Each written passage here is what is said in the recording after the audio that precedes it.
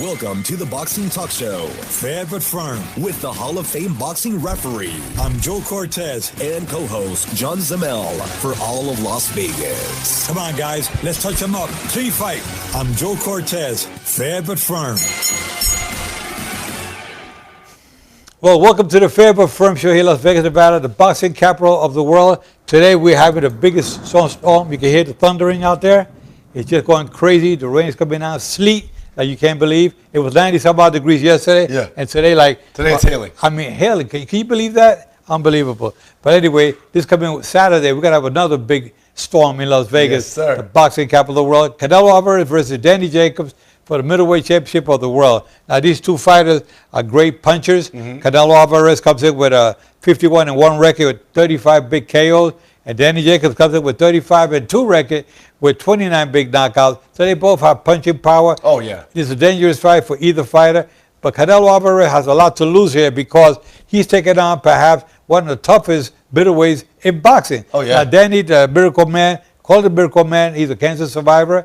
But he's coming up there to try to get that title back. He lost to Triple G a year and a half ago. A lot of fans thought that he beat Triple G, but the decision went to Triple G. And Danny Jacobs is saying, you know, I interviewed him a couple of months ago, about 2 months ago, and he told me, Joe, I'm surprised that they accepted me as their challenger because they knew that I was the toughest guy in the middleweight division. So he said, I take off back my hat off to Canelo Alvarez's team for accepting that fight. I mean, it is a very dangerous fight for Canelo Alvarez. Oh, my goodness, yes. And look, we were especially me, I was very critical on this show over and over and over again, right after he signed that DAZN deal when he fought Rocky Fielding. And I thought we're going to get a Rocky Fielding trilogy before we get a Triple G trilogy. I thought they were just going to keep padding his record, keep using those soft gloves. And they didn't. Very next fight against Danny Jacobs, who very well could be the most formidable challenger in the middleweight division. You're talking about a guy with a significant height advantage, a significant reach advantage, who is going up against the greatest counterpuncher in the division, maybe the greatest counterpuncher in the sport right now, in Canelo Alvarez. You're going to see an action-packed, exciting fight between two big punchers who are both looking to lay each other out. Danny Jacobs knows that if you want to beat the biggest star in the sport, you have to knock him out. That's just the way it goes. I mean, it's just the way it goes. This is the sport of boxing. So he's going to try and knock him out. You're talking about a guy with an 86% knockout rate. It's not unfeasible that he's going to do that. This is an action-packed, exciting matchup. You're talking about a guy who's going to try for a knockout versus a guy who's a phenomenal counterpuncher. I mean, and when you say the cancer survivor, this is a man who had a tumor wrapped around his spine. They said he'd never be able to walk again, let alone never be able to fight again. And now he's contending once again for a unification middleweight title. I could not be more excited for this fight. This, to me, is the most exciting fight of the year. And, let's get into the meat of it, huh? Absolutely. No question about it. I mean, Danny Jacobs definitely brings a lot to boxing. And Canelo Alvarez, he's a very dangerous fighter because Canelo Alvarez is a good counter puncher. He has good speed. He has a great punch to the liver. I don't know if it's just as good as Canelo Alvarez. I mean, as Julio Cesar Chavez. Julio Cesar Chavez has the best hook to the liver that you can see in boxing. But Canelo Alvarez right there behind him, he kind of mastered that left hook. Absolutely. I think Canelo is maybe the best body puncher in the sport right now. If it's not him, it's Errol Spence. But those are the only two that really deserve that conversation. It's absolutely phenomenal. There's no boxes that Canelo doesn't check. Speed, check. Power, check. Body punch, check. Knockout power, check. I mean, he's a phenomenal footwork, phenomenal fundamentals, the excellent counterpuncher, and he can go on the attack, as we saw in the second Triple G fight. He's about as complete a boxer as we've seen in the sport, and about as complete a boxer as we've seen in the sport today. I mean, there's a reason why he's the number one paid athlete in the world. There's a reason he's the number one, boxer on the planet in a lot of ways. And, seeing him up against a guy who poses a lot of threats and has a lot of advantages against him that maybe Triple G didn't have is what makes this such an exciting matchup. And I didn't think they were going to take this fight, and they did. And I got to tell you, I've been itching. I've been itching to see him fight Danny Jacobs for a long time now. Well, I've been around boxing for many years, as you guys know. And I referee Canelo Alvarez. My last fight was Canelo Alvarez against Joselito Lopez. And I can tell you one thing, I've seen Canelo improve so much, especially after the only defeat he has against Floyd Mayweather. He has improved so much more. Yes. I said, even though he lost to Mayweather, he learned a lot from that loss and has made him a better fighter. So the defeat he has on his record, I mean, shows that he has really come up the ranks really good. He's the most disciplined fighter, you will see as far as training. His training habits are great. His eating habits is great. I mean, he's doing really good. Watching his weight real good at 160 pounds. He's doing. I mean, he's unbelievable. I say that Canelo Alvarez is going to be around for many years. Probably recognized right now. He's one of the top 3 in the history of boxing, pound for pound.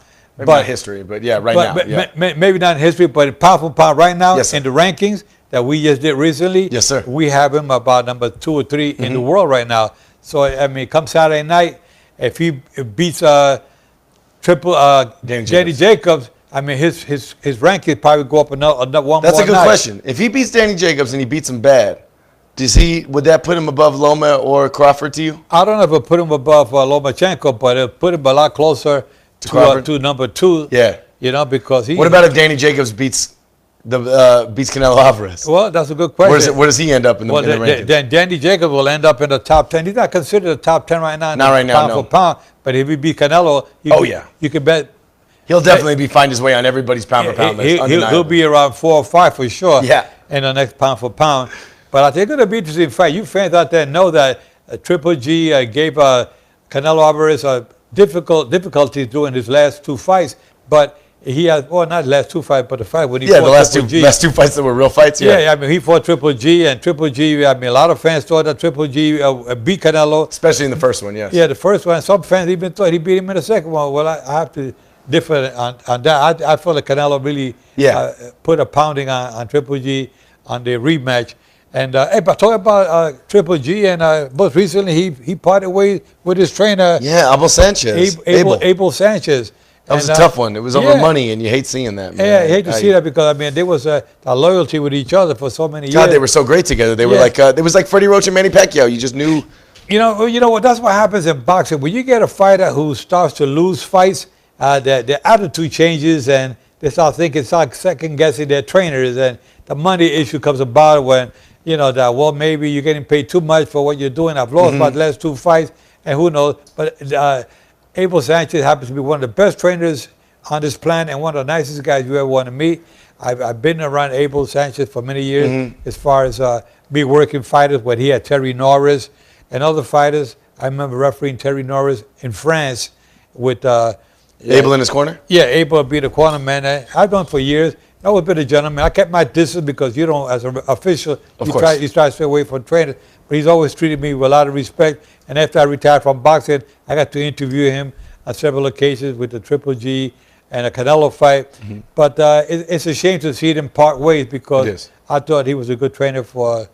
he's also one of my favorite trainers as a member of the media. He's excellent. He loves the spotlight. He goes out there, he talks trash. Not a lot of trainers do that. You know, a lot of them like Reynoso, El Chepo, Canelo's trainer, he stays in the background. A lot of guys stay in the background, but Abel Sanchez was never afraid of the spotlight, never afraid to hype up his guy. Reminds me a lot of Terrence Crawford's trainer, Brian McIntyre. Loves the spotlight, loves doing interviews, and it just makes it more exciting, especially when, you know, the fighter may not have that big personality. Right. It's cool when his trainer's able to come in and say a lot of stuff and hype the fight even more. It's good. Any amount of hype is good to me. Yeah, let's go back a little bit. Last week good results. Choice, good. This weekend's results, Robert Easter against Bartholomew. Rances Bartholomew. Rances Bartholomew. Rances Bartholomew, he defected from Cuba, Olympic champion, a former world champion. Yes. And they fought to a 12-round draw. I had a draw myself. I was there at ringside, and I was scoring, and I said, wow. Well, it was back and forth. But they didn't show me that much action. They were checking each other out. A lot of feints. Many punches were missed by both sides. But it was interesting. And I think. What about on the undercard of that fight? You saw F.A. Ajagba in person. Did he impress you with his big size and punching power? Yeah, Ajagba has a good record. I mean, he's undefeated. I think he's 11-0. 11-0. He's still new. He's only like 25. But he's a Nigerian fighter who shows a lot of potentials in the heavyweight division. I think he'll be in there. to show the world. Yeah, his trainer, Ronnie Shields, says he's about a year away from contending with some of the tougher fights, and I think we all want to see that. His proportions are unbelievable. He's got like an 88-inch reach. The guy's unreal. Yeah, he has a good power. I like his physique. He was really, very serious about. He's like what they call a Nigerian nightmare. He's like a Nigerian nightmare, yeah, like they used to say about Francis Okoye or whatever his name was back in the day. Yeah, but Christian Okoye. Yeah, but Nigerian nightmare. I love it. That's all. And but he's got big punching power. He's not real fast. Like he's not like Wilder with heavyweight speed, but he's real deliberate. And he threw 93 punches in the first round. Yeah. For a heavyweight, I like his punches. 1-2, like Klitschko did. They were pretty straight. They were not really overhand, no looping punches. It was good. He showed me something. He's going to be around for a while. I think. I think so too. He's I up like and him. coming. I think he's a promising heavyweight. I was curious what you thought about him in person, because watching him on TV, he does look so amazing and imposing. And a lot of fans of FAH, a lot of our fans might remember when he had the stare down with Curtis Harper, and Curtis Harper left the ring as soon as the bell rang. We had the referee of that fight, Celestino Ruiz, on the program the very next day on our radio program here in Vegas, and we had some fun with that, and but FA, that's the only fight that he's had that didn't end in knockout, and that was because it was a DQ. Yeah. So it kind of hurt his knockout streak having a guy walk out in the middle of right after the face-off. That guy Harper, I mean, you guys remember that fight? The referee brought him together. Celestino Ruiz brought him for the instructions and sent him back to their corner. Time in, the bell sounded, and Harper went right through the ropes, climbed out the ring, kept walking, and people were like, "What? What the heck is going on?" This guy just quit before any punch was thrown. Anyway, but that's the fear that this guy fighter brings. Someone that physically imposing, though, someone with that kind of reach and height advantage and big punching power, you just go, no, today's not a day I want to be unconscious. It happened to me It happened to me once in the amateurs in New York at St. Nicholas Arena. It was a tournament, and I was pounding on this guy. He just, you know what? He got underneath the ropes and started running to the dressing room. Life ain't for me, he said. And I looked at there, I said, what? And he's an accountant now. His trainers were behind him, accounting. I think he's digging graves up in the cemetery. He's definitely not in boxing, that's for sure. He's not in the fight. The fight game wasn't for him. No. You made sure of it. Oh, my God. What about the guy that never showed up to the arena? That's my favorite story. Oh, my God. That was, I forgot his name. I was going to fight up in the Boston arena, and Gaspar Indian Ortega was fighting a fellow by the name of Ted Whitfield. And they had this guy, Richie Gonzalez, is a fighter from New Jersey, from Jersey City. I had beaten him once in the amateurs in the intercity bouts tournament. And I go up to Boston Arena to fight, and I see this guy, Richie Gonzalez, was there. He's going to be my opponent. I didn't know until we got there who's going to be my opponent. 4-round fight. Yeah. And I remember Freddie Brown, the great Freddie Brown, who trained Gaspar Ortega, and also was a trainer for Roberto Duran, was training me for that fight. I got up there. And I was all wrapped up and gloved up and everything. And we're waiting for Richie Gonzalez. We saw him at the weigh-in that morning at the same arena. Now we waited for him that night at the arena. And Richie Gonzalez doesn't show up. We waited. Meanwhile, they waited. They just stay ready in case he walks in the door. Anyway, to make a long story short, after a while, I had to go do number one. I got to go to the bathroom. Yeah. And I told Freddie Brown, Freddie, I don't know, I got bad news. He said, what's that? I said, I got to go to the restroom. Meanwhile, I got my jackstrap on, my cup. Your gloves, right? My tights, my trunks, everything. And I'm all gloved up. Yeah. And he said, and I said, but I got to go. And Freddie Brown had a big cigar in his mouth, sticking his mouth. He ran out a cigar. He almost swallowed a goddamn cigar when I told him, you got to pull out my pants, you got to take everything down. I got to go to the men's room. Man, he got so pissed off, He said, Joe, all the years that I've been training fighters, I never have to do anything like this. I got to do for a 4-round fighter like you. Man, I said, well, I got to go. Then I finished, and I'm there waiting. I said, I got to put everything back on again. Yeah. Man, he's looking at me. Freddie Brown, the great Freddie Brown. You got to know boxing. Freddie Brown, one of the most renowned trainers in the history of boxing. I'll tell you, he wanted to knock me out that night. But anyway, wait. How did that? Did you ever see? Did you fight Richie that night? Well, Richie Gonzalez never showed up. I said, what? And so about 20 years later, I see him at a New Jersey Boxing Hall of Fame event, and Benji Estevez, world-renowned boxing referee, he said, Joe, Richie Gonzalez is here in the room. He said that he fought you once in the amateur. I said, where is he? I went over to the guy's table, and I said, hey, Richie Gonzalez, how you doing, man? He said, hey, Joe, how you been? I said, Hey, I want to know what the hell happened that night in Boston. We saw each other at the weigh-in, but you didn't show up to the fight. He said, yeah, what happened was well, we got lost. We're going to fight the arena. I felt like punching him out right there. You know what I mean? Come on. All these years, you had to tell me you couldn't find the arena. You got there. The arena. You got there for the weigh-in. Yeah, he didn't. He forgot how to get back. He forgot how to get back, but he didn't forget the pounding I gave him when I beat him in the amateur. That's what it was. Anyway, to make a long story short, that's one of my favorite stories. Yeah, I'm sorry to interrupt the fight preview.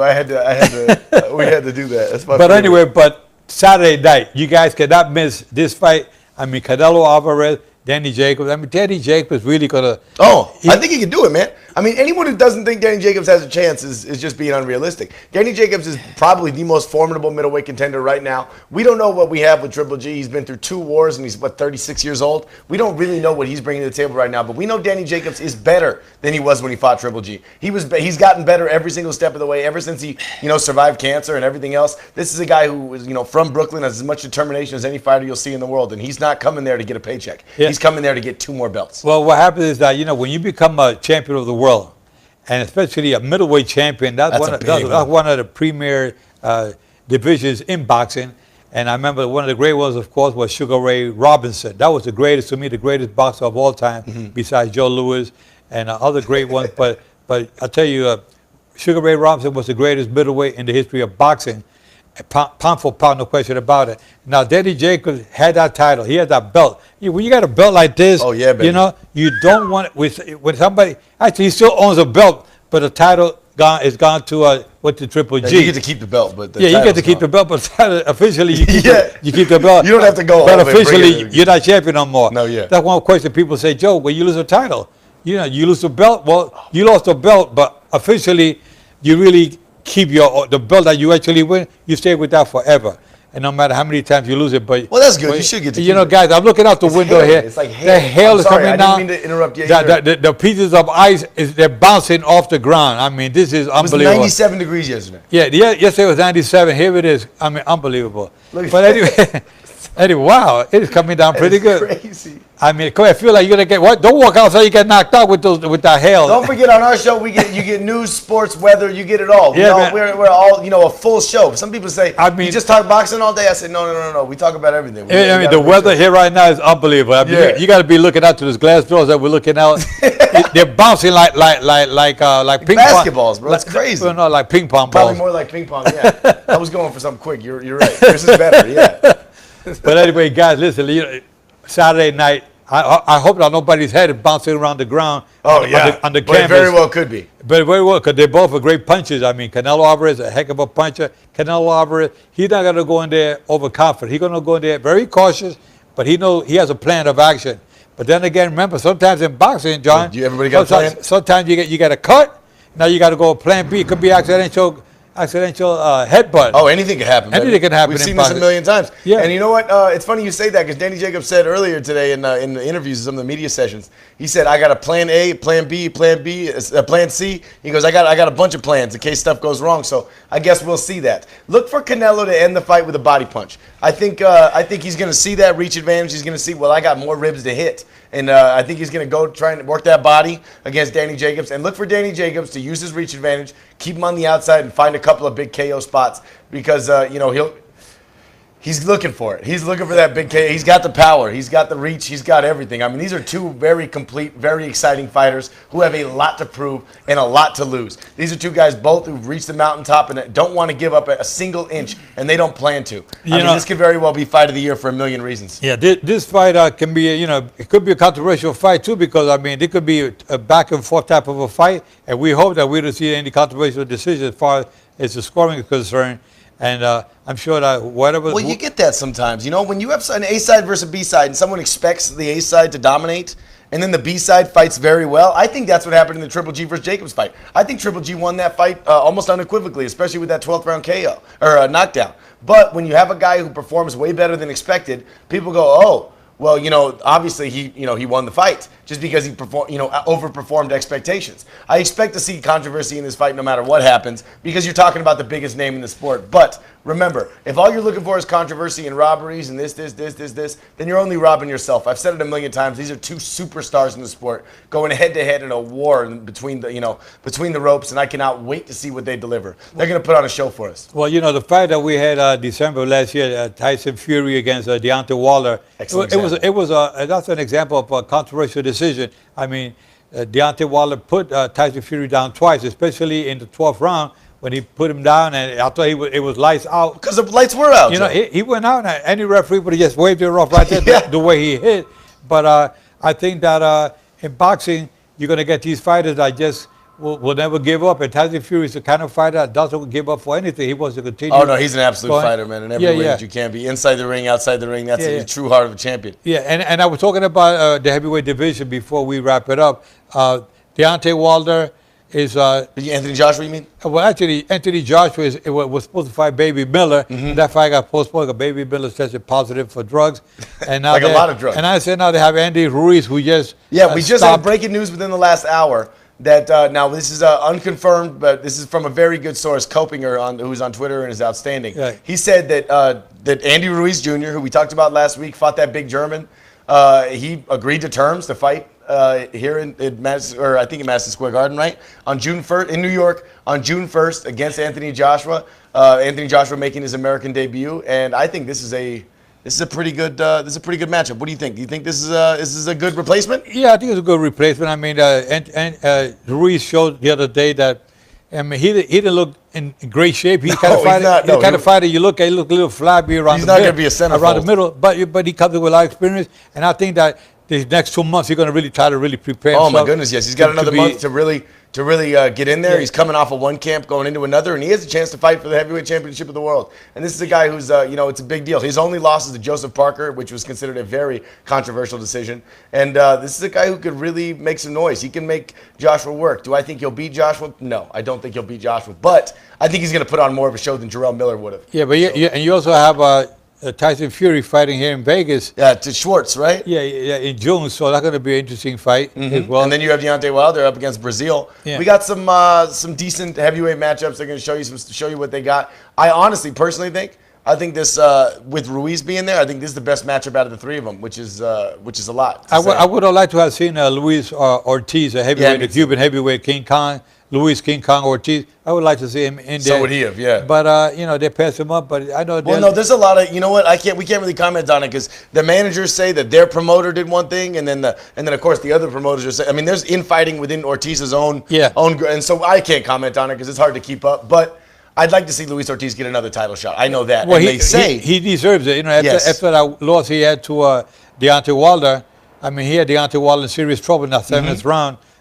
Almost 2 years ago now, but they say that Wilder's team has promised him a rematch in September. I hope so. So you can't really, there's no official ones, but according to sources, we're going to get that rematch coming soon. And I love the first one. I can't wait to see another shot. Oh yeah, for Luis Ortiz, he does deserve another title shot. I wish he could get it against somebody other than Wilder because we've already seen that. But you know what? A great show deserves a rematch. So let's see it again. I want to touch on because we didn't get a chance. First of all, Jesse Vargas, a great friend of the show. We've had him on here a few times. He won his his junior middleweight debut against Humberto Soto, and we're proud of him for that. And in the main event of that fight, El Gallo, Juan Francisco Estrada. We've been talking about him for a long time. This is a guy who lost a very close decision against Srisaket Rungvisai last year. This is a guy who, barely lost to Chocolatito Gonzalez back when he was at the height of his prime. Yeah. This is a guy who's beat Brian Valoria, who signed this glove. This is a guy who's done, a lot in that division. And he finally, overcame his demons. He finally put on a heck of a show. Up against Srisaket Rungvisai in their rematch. And I can tell you, I'm super proud of him. Having followed his career, I am so proud to see what he's overcame over and over and over again. And Rungvisai will be back. He's got that big power punch in that division. Yeah. But I'm super excited about it. No question about it. Talking about Jesse Vargas again. Vargas, went up to 154. I think the reason why he had a couple of tarnishes on his last couple of fights, he had losses and draws was because he was having difficulty making that 147. Yeah. He said he feel very comfortable at 154 now. I think that's his weight. He didn't look flabby. He looked good. He looked like his natural weight. Yeah, that's his natural weight now. Yeah, I agree. I think he'll It was do a good. catch weight, though. It was like 150 or 152. Yeah. But I think that 154 isn't going to make a big difference to him. I think it was just a small step. And he'll get to that 154 eventually. Yeah, no question about it, man. But this boxing this coming weekend is going to be great. Now, we have some of the undercards on there. Anything? Nothing. I haven't. Nothing's extra exciting, to be honest. Really, the main thing is the main event in this one, and it's because it's such a show. And I can tell you, I'm beyond excited for this show. I mean, if you anything else that we haven't touched on, I'm sorry, because we're kind of giddy. We're excited. Anytime there's a big matchup like this, we kind of go over, we go kind of get over the top. I know I get crazy excited about it. And Danny Jacobs is a formidable opponent. If you haven't heard his name, you will know his name by the end of Saturday night, because he will show you that he is bringing something to the middleweight division. He's the IBF champ. He's trying to get the WBA championship as well as the WBC championship. Whoever wins this fight has 3 of the 4 belts in the middleweight division, and that's one of the 3 biggest divisions in boxing. Yeah, and we got 2 of the belts here already. Yeah, we got 2 right here. Yeah, we got 2 right here. And if you want the other one, they got taken from us. Yeah, from us. I mean, we got the gloves right here. It's not going to be that easy. See us. But I can tell you guys that this coming Saturday going to be a great night of boxing. And please don't forget to share our show with your friends out there. The more you share it, the more interesting it gets, because we want more people around the world to know about the Joe Cortez show and, of course, the Faber Firm shows. I have a Joe Cortez show on Tuesday, which I want you guys to try to follow on. It got to do a lot by people from all walks of life. Mm-hmm. That's the Joe Cortez show on Tuesday. Like an interview show. It's yeah, cool. And a lot of interviews. I bring entertainers. I bring law enforcement individuals. I bring. You got a big one tomorrow, right? Yeah, tomorrow we have Mr. Jonathan. Mob Museum, Ullman, right? That's what it is? Ullman, who's for the Mob Museum, the director of the Mob Museum here in Las Vegas. So we'll be talking about the Mob. I love the Mob Museum, by the way. The if Mob you ever Museum, come here, go to it. It's amazing. Come out to Vegas. But anyway, he'll talk about all the artifacts that are in the Mob Museum and the history of the mob when they control a lot of Las Vegas and, of course, around the country. But we have a lot of artifacts at the Mob Museum. It's outstanding too. It's 3 stories. It's the old courthouse. It's one of the coolest places you can go in Las Vegas. There's so much history, and I'm not just saying that because he's on the show tomorrow. I wouldn't just say that. I've been there, and it's something that I tell everyone to go to. It is incredibly exciting.